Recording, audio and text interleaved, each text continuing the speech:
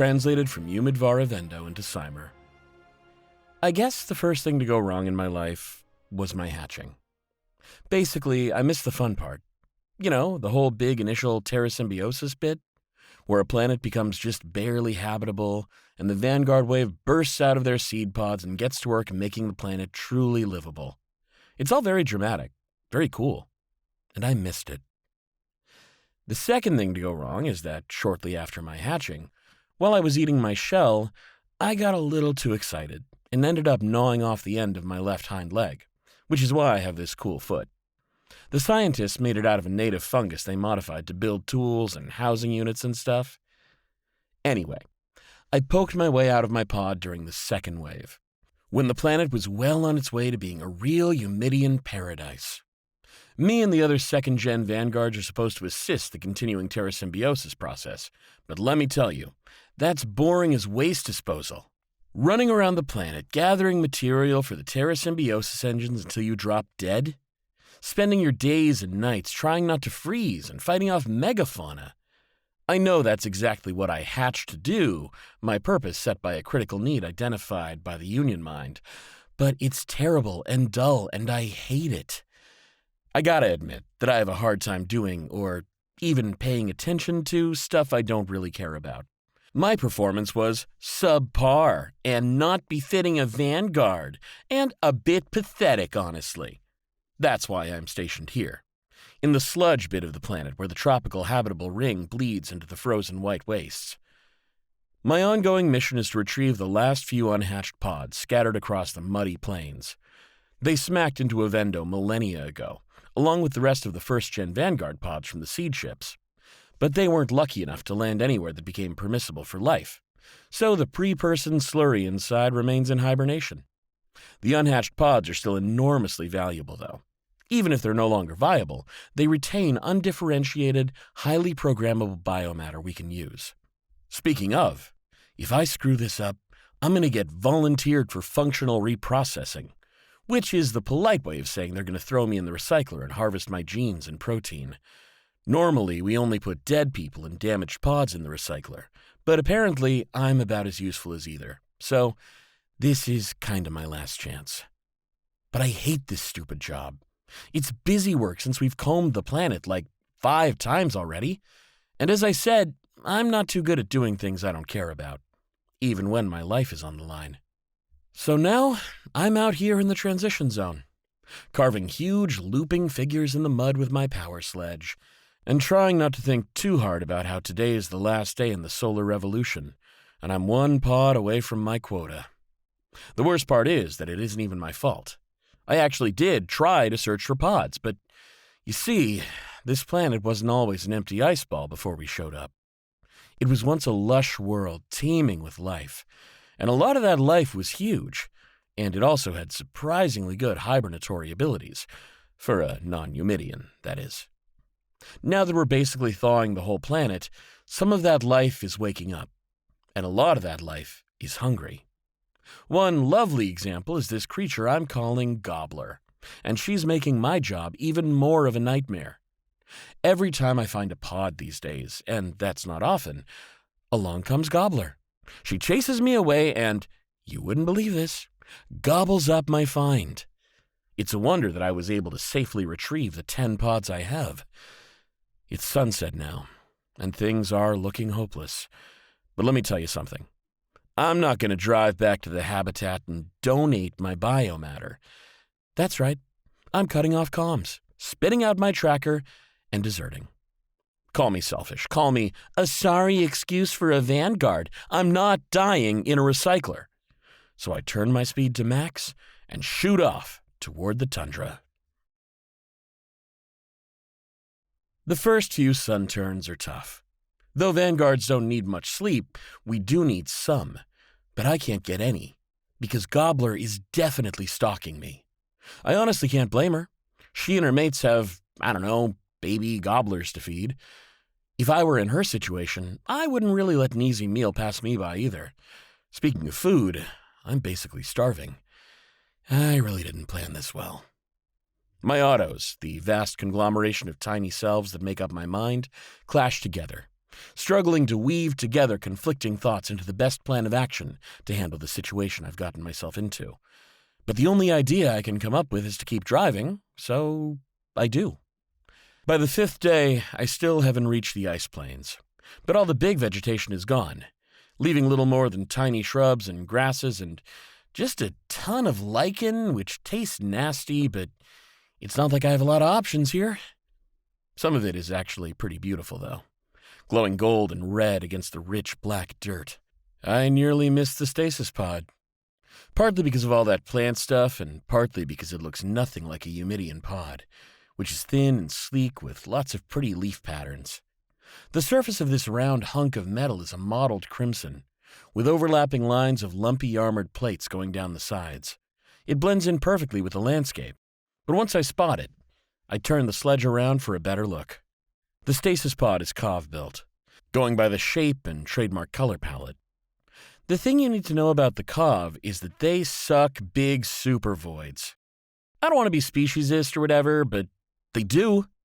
They screwed up their own planet by mining it into oblivion, watched us usher Avendo out of its ice age, and then tried, and failed, to scare us off and take the planet for themselves. I hop out of the sledge and swipe off the dirt crusted over the faceplate. Inside is not a Cov. It's a human. And it's still alive, according to the blinking row of lights along the pod's side.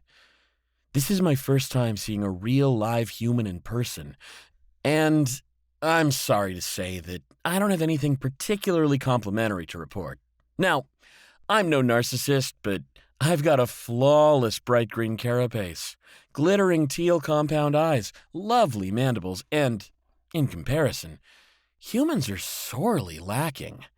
I'm just saying. So I'm looking at the soft, lumpy alien in the pod, my stomach is twisting, and I'm thinking to myself, I'm going to eat this thing. This is closely followed by, wait, can I eat this? What if it makes me sick? And should I eat this? Like, what are the ethics here?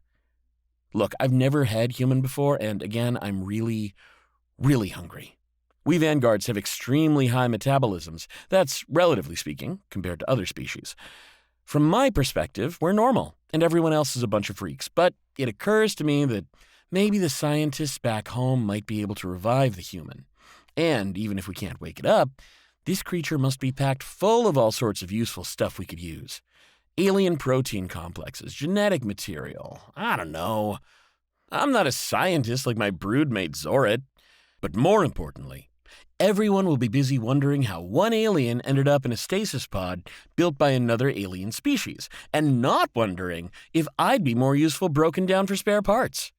If I come back with this, I won't have to spend the rest of my whole life eating lichen and trying not to get chomped by Gobbler. I hitch the stasis pod to my sledge and turn back toward the Enclave. As I said, there's not a lot going on out here right now, which is probably for the best. I have only the stasis pod for company. Eventually, I find myself talking to the alien. I tell the human about all the weird fauna I've encountered on the tundra, spikeback and huge eye, too many legs, big puffy thing, and even bigger, puffier thing. I talk about Zorit, my only real friend, and how she's the one who took me aside after I lost my third sledge. I drove it off a cliff doing wheelies, long story, and warned me my next failure would be my last. I get comfortable running my mouth. Soon enough, I'm telling the human about other stuff, too. My autos aren't good at anything, I mutter during a brief lichen-gathering stop. Ugh. Or if they are, I don't know what that is yet. I'm not particularly hopeful I'll ever find out, but at least you'll buy me some time. The human, of course, doesn't respond, but they don't judge me either, and that means a lot. I hope they can wake you up, I say, patting the side of the stasis pod as I settle down for the second night. Clearly, your life hasn't been too easy either, or else you wouldn't have ended up trapped in ice far from home. Maybe you're a screw-up, too. It's not my best thought, but I find myself wishing that it's true. Everyone back at the Enclave is so dedicated to their work, so perfect. I'm just trying not to get recycled. It would be nice to have someone around who makes mistakes, too, even if that someone is a soft-skinned human. I'm maybe 3 sun turns away from the settlement when it all goes to shit. One second, I'm driving back home, thinking of what the cooks might be serving for the end-day meal, and the next, I'm knocked out of my sledge as it flies backwards and crashes on its side in an explosion of dirt. I land hard on my back, the air knocked right out of my tracheae. I managed to flip upright and get a look at the thing that tossed my sledge like a neophyte's toy. Lo and behold, Gobbler. She's massive, as large as a shuttle with a huge fang-crammed mouth, 2 tusks as long as my arms, gleaming claws, and reddish-gray fur bristling with spines. Her eyes are trained on the pod. Well, I think there goes that plan. She's already separated the pod from my vehicle, and she's slamming her tusks into its shell like it's deep in gift debt to her. Cov-made tech is made to last, but the Cov never took Gobbler into account. She'll crack the pod open sooner rather than later, and I certainly don't want to be waiting around when she's done with the human. You win some, you lose some. That's just how the nutrient cake crumbles in this big, wide, uncaring universe. I scramble over, shove my sledge upright, and scramble on. I get out of there as fast as I can. But as we've established, there's not a lot to see or do out here. Driving around is even more boring than searching for pods. So it's just me and my thoughts and the cold. And I can't stop seeing the human's face. So peaceful and squishy and utterly vulnerable. How did they end up in a Cov stasis pod of all places? Coming across them is the most exciting thing that's ever happened to me, and I left them to get devoured by Gobbler. This isn't like with the seed pods Gobbler stole. I never had a chance when she got her claws in them. And it's not like seed pods are people yet anyway. With a snarl, I swing the sledge back around. Gobbler, surprisingly, hasn't cracked the pod open yet, though there are a few worrying dents in the casing. I've already got my engine pack on and my staff in one hand. With a battle chitter, I leap out of the sledge and direct a shimmering blast of energy right into Gobbler's face. The blow does nothing but piss her off, but at least she abandons the pod and charges straight at me. I didn't really think this through either. Story of my life, really. I hold my ground until the last second and roll to the side, just barely avoiding the glinting point of her right tusk. With a roar, Gobbler whips around faster than she has any right to and rushes me again. Another blast isn't going to save me. I can think of only one thing to do, and it's probably going to kill me. I rip off my energy pack. Just before Gobbler's fangs close around me, I jam my staff between her jaws and toss the pack in. I'm barely 3 steps away when the staff splinters apart, and her teeth sink right into the energy pack's core. The whole world flashes green as pain engulfs my left hind leg. When I come to, I see that my foot is gone. Again. It's a smoking black lump, but the mycelial tissue is already growing back. I roll onto my stomach, push myself up, and wobble upright. In front of me, Gobbler stumbles around a bit and then crashes to the ground. Her eyes are frantic, but she's only stunned. Unbelievable. Without wasting another breath, I shake out my newly regrown foot, rehitch the stasis pod to my sledge, and then we're gone. What I don't expect when we finally reach the Enclave is for Zora to knock me over the head with her fist. "What is wrong with you?" she snaps. But she's swaying in excitement. "Where have you been? You can't just cut off comms like that." "I wasn't gonna just jump in the recycler." "What are you—" Zorat's mandibles click together. "That was a joke, you idiot!" I stare at her. She looks utterly unserious. "A bad one," I snap, flicking my antenna in irritation. "How could you honestly believe we were going to kill you?" Zorat demands. "We're not Cov, Kadrik. We sent 10 vanguards to find you. I can't believe—" Her gaze snaps down to the pod. "What is that?" By then, a small crowd's formed around the sledge.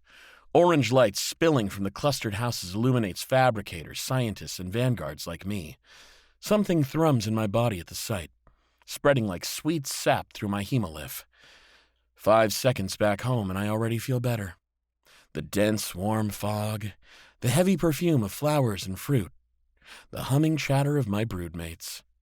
These are my people, my family.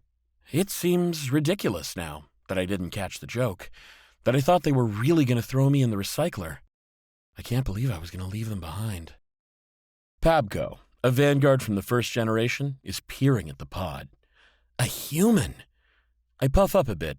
I know. I had to fight off 3 whole megafauna to bring them back. Barely, says Zoret, running a hand over a deep dent in the pod. The life support is about to fail. We need to get them in the med lab immediately. Taking care not to trip over the thick vines sprawling over the ground, Pabko and I carry the pod inside. Then Zoret and her science friends take over, gently pulling the human out of the battered steel shell and depositing them in a biocradle. There's a cylindrical thing clenched in one hand, and I swipe it before Zoret banishes me and Pabko outside. I wait by the door with Zim and maybe 10 other people, doing my best to answer the questions they lob at me. No one else has been this close to a human either. At some point, a medic appears and demands that I surrender myself to a full checkup, even though my foot is totally back to normal. On the way to the next free chamber, I inspect the cylinder. It's mostly some sort of plant-derived material with a dense, dark center and a pointed tip. It can't be a tool because it's not metal or fungus. Obviously, it's some sort of snack. I pop it in my mouth and crunch down. Bland, but the texture's not bad. Zoret finds me in the mess hall, inhaling my body weight in roasted beetles and mushrooms, shortly after the medic proclaims me healthy and hale. The human is awake and the elders are done questioning it, she says. Do you want to meet it? I'm out of my seat and across the hall before she can say another word. The human sits up in the biocradle when I burst in. Who are you? Ugh, so they can't speak Eumid. Kadrik is what I am called. Cymer is an awful language. The sounds feel too soft and slippery in my mouth, like pre-masticated food.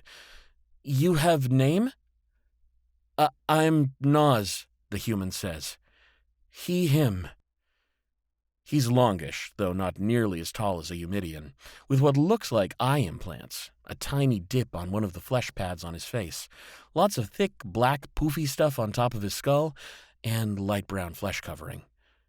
Kadrik, you're the one who saved me? I plop down on the bench beside the bed. The fungus padding curves around me automatically, molding itself perfectly to my body. Yes, had to fight off 5 megafauna with bare hands. Big fight, but I is very strong. Really? The 2 fluffy lines on the upper half of the human's face shoot up. Well, thank you. Pabko steps in alongside Zoret.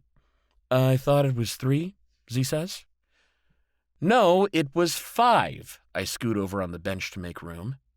Why you stuck in Cov Pod? Who is you? I'm with the Pinnacle's programming division, Naz begins. I have to smother my displeased shiver. The galaxy's self-appointed administrators. Pinnacle claims to pursue peace and prosperity for all, but only as they define it. They're not as bad as the Cov, but they're way too hierarchical. Thankfully, they're not interested in Avendo at all, and our interactions with them have remained minimal. We were on a team-building exercise when the Cov took us captive. They thought we were spies, and that Pinnacle was trying to interfere in their plans to take over Avendo. Oh, says Zoret. They've stopped with all that. Are you sure? Sharantena waves the affirmative. You've been in stasis for a long time now. Naz's shoulders rise and fall, his chest puffing out. But it doesn't look like a show of confidence. Air whooshes out of his mouth. 3 years, I know. But the Cov declared they wouldn't break the peace 2 whole years before that, and I can assure you that they didn't seem very peaceful when they took us. What happened? I ask. A great deal, says the human. The sides of his mouth tip upward. Pretty terrifying, honestly. But there's a strange wobble to his voice now. I barely managed to escape with my life. Trust me. The Cov are only biding their time. We were taken by a brand new warship and held on a station retrofitted for battle. You don't arm yourself if you're not planning to fight. Pabko's mandibles grind together anxiously. We have to tell the others. Naz swings his legs out of the biocradle. I have to report to Pinnacle. You stay? I ask. Rest for small time. We contact them for you. I can't. Besides, your medics say I'm fine, as far as they can tell. Why you have to go? I'm grateful, Kadrik. More than I can say, says Nas, his face contorting again. But I have a daughter, a family, my sister, my brothers, my wife. I have to get back to them. He scrubs at his eyes with one of his 5-fingered hands. Gods, I hope they're all right. I don't understand half the words he just said, but I comprehend enough to be disappointed. I was looking forward to having a human friend. I kind of also hoped that I'd be able to try eating Nas after he died. We have a few older ships we could spare, says Pabko, rising to her feet. I'll put in a request for you to borrow one. The forms go through immediately. The whole Enclave is buzzing with news of the human and the possibility of an imminent Kav attack. I lead Nas to the landing pad, where an engineer is completing the last pre-flight checks. The ship we're landing is a small, recently repaired one, a hodgepodge of organic and inorganic parts with a classic vine-patterned shell. Sitting there in the green tin shade, it looks like any other part of Avendo's rainforest. Nas and I stand side by side in silence for a long moment, and then the human turns and looks up at me, baring his teeth. I can't help but stiffen at the expression, which reminds me of Gobbler. Kadrik? Yes? Is there any chance you've seen my pencil? I had it with me when I jumped into the pod, but what is pencil? Nas looks around for a moment before picking up a short stick from the dirt. It's like this, with a sharp end. Oh, your snack. I ate it. Sorry. Nas lets out a weird, loud, huffy sound. Ha ha ha. That wasn't food. It was an analog writing instrument. I see, I say. I don't. That makes sense. It doesn't. What kind of lunatic uses wooden sticks when there are styli for tablets and mycelial pens for paper? What you write about? I drew, mostly. He makes that huffing noise again, but softer now. I'm an artist. Sort of. An amateur. I started drawing between jobs as a way to keep myself sane, and I fell in love with it. My antennae twitch. You fell in love with thing you is not made for? Well, yeah, I guess. Nas rocks back and forth on his flat feet. Honestly, I think it's easier to fall in love with the things you aren't meant for. My mandibles clack together nervously. I not like being vanguard. One of Nas's shoulders lifts up. So then don't be a vanguard. Not so simple. Nas tilts his head. But not all vanguard form Eumidians are vanguards, right? Your friend, Zorik, right? She looks like you, but she's a medlab scientist. Did he hatch yesterday? Yeah, but she still served critical function. Nas's forehead scrunches together. I know for a fact that your people have artists. Not in first 3 generations. Maybe you can be the first to change that. You is so odd, I tell him. All humans is like you? The skin at the end of Nas's eyes crinkles. Are all Eumidians like you? Zorik joins us then. I'm told your ship is ready. Thank you, Nas tells her, showing his teeth again. He turns to me and sets a hand on my arm. It's very warm and unreasonably soft. And thank you, Kadrik, for saving my life. I gave the Elders' Assembly my contact. If you ever need anything and I can be of service, please don't hesitate to reach out. Maybe you can even visit me on Guideline. You know what? Why not? I've always heard the Pinnacle folk were self-righteous wannabe autocrats, but Nas seems nice enough, even if he's strange. Already I have more than enough adventure for now, but one day... Nas hands me the stick. I'll look forward to hosting you on the station then. With that, he lifts a hand and waves it from side to side before ducking into the ship. Spinning the twig in my fingers, I watch the vessel slowly lift into the air and rise above the canopy before zipping into the swirling clouds. Then I crouch down, digging one end of the stick into the soft dirt, and begin to draw a pair of tusks.